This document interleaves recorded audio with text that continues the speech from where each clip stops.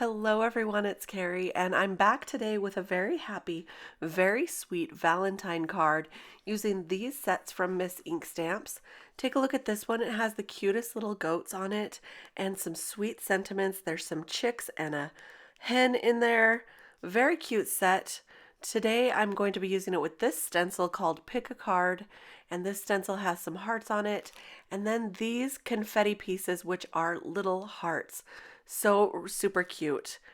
So first I'm going to start off inking up my background. I'm using this blending brush that is the ergonomic blending brush for getting color very quickly on your card. And all I'm looking for here is just to get some color down fast. I'm not worried about the ink blending today. I'm not worried about it looking perfect because this is going to be just kind of a rough background for now. And I'm also going to cut this down so you won't see the extra ink around the edges that I got there. So no worries. This is just a fun card today. I'm going to tape down that stencil with some purple tape here, and then I'm going to just tape off those hearts. And I realized that the clovers next to the hearts were not exactly in a straight line, so I had to cut that separately in order to mask those off because I really just want to get the hearts here on this one. So I took a straight line on the left side of the hearts, and then I had to do individual pieces on the right to mask off those clovers, but that's fine. It worked out just fine. By the way, the color I'm using here is Distress ink, and it is Salty Ocean. And I'm just going to move this down because I needed the longer strip of hearts. I should have started with that longer strip in the first place, but that's okay. I'll get this going here right now, and I'll use this blender brush to ink on those hearts using the exact same color. So it's a tone-on-tone background. This is very simple to do, and when I'm done with this line, I'm just going to move the stencil and I'll line up that second row of hearts with this one that we just inked up. So see how I'm lining those hearts up with the inked hearts there? And then I'll just ink that bottom row of hearts. So that's going to be a start of a background, and then I'm going to go ahead and stamp these cute images. These, I mean, look at that goat. It makes me smile every time I see it. So adorable. So I'm using just a few colors of Copic markers today. This is the pink here, and I'm inking up the hearts and the ears on this goat. And now I'm going to take some cool grays and just color up the little goat. So I took the lightest color, which is the C0, and I mapped out where the darkest color is going to be. Then I'm going to add some C5, C3, and back down to the C0 to blend it all out. Sometimes I give myself a challenge to try to use the fewest amount of color of Copic markers that I can. And this card really fit the bill for that. So I really did enjoy this. I mostly used some grays and pinks. For the hooves and the little horns on this guy, I'm using some neutral grays so that they will kind of look darker, like a darker black. So start out with the N7, go in with the N5, and then lastly with the N3. And that's all there is to it. Look how cute this guy is. So it looks like he has kind of shiny hooves there, and that's exactly what we want. For the envelope, I used the cool grays again just to give some shadows. You can see that here.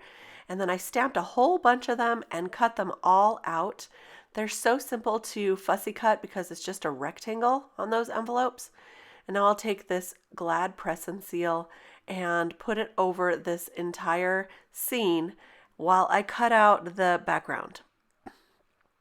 So I cut that down, and I cut down a dark navy as well to matte behind that, and that's all going to go on this top folding card here. And so that's going to fit perfectly. And now while I have those on the Glad press and seal, I'm going to just add some liquid adhesive. Just want to make sure that I like the look of that. And yeah, I think that's going to look great with this sentiment. The sentiment is going to say, "You make my heart bleat." Instead of heartbeat, you make my heart bleat. That's so cute, right? So I'm gluing down everything. Normally when I do this, I would glue it down, stick it down with the press and seal, and let it set for a bit before I peel up that press and seal. But today I peeled it up really fast, and the reason I did that was because I wanted to pop some of those envelopes with some foam tape. And if I did that quickly, the glue would not completely dry and set, so that I could easily pick the ones up that I wanted to add the foam tape to. So I wanted this to be a little dimensional, adding some popped up and some flat to the card. So that's the reason I did that.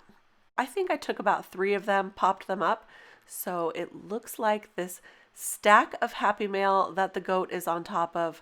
By the way, have you ever had a goat?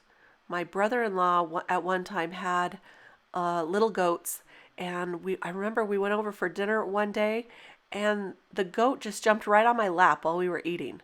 So that was funny, and it would have hurt a lot had it not been a baby goat, because those guys are heavy. Heavier than I expected.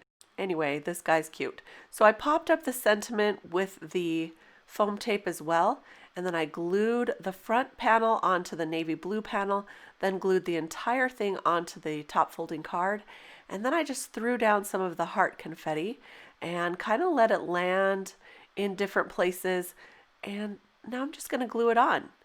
So I use this gem picker tool to pick up those little hearts, put a little glue down, and then drop that back down onto the card, so it's super fast and easy to do it this way. I think these little hearts would also make a really cute shaker card, but look at that. See how they catch the light? Really beautiful little shaker bits. They're different colors too, so there's some blue, purple, green, and pink ones in there.